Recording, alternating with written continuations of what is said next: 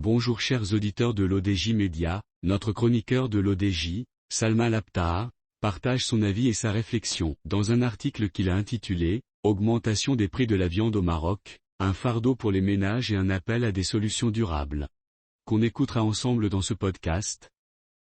Devant la flambée des prix, le boycott émerge comme une première réaction.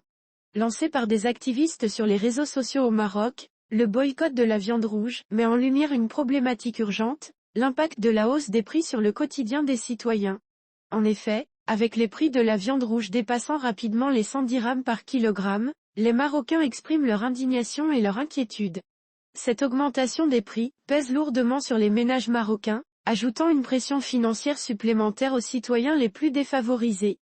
Pour ces familles, la viande est souvent associée à des moments festifs, mais avec les coûts en hausse, beaucoup sont contraints de réduire leur consommation de viande ou de se tourner vers des alternatives moins chères mais potentiellement moins nutritives.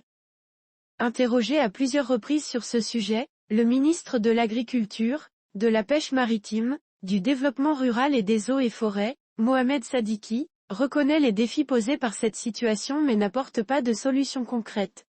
Parmi les causes de cette augmentation, on cite la dégradation de la couverture végétale due à divers facteurs tels que les pressions environnementales et les changements climatiques, ainsi que la rareté des ressources alimentaires pour le bétail en raison de la sécheresse, ce qui entraîne inévitablement des coûts de production plus élevés.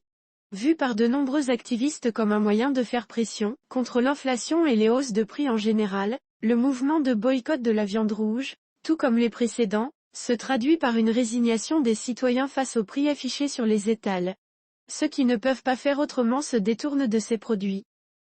En mobilisant les consommateurs, pour qu'ils expriment leur mécontentement à travers leur pouvoir d'achat, cette campagne vise à encourager une réflexion sur des solutions alternatives et durables.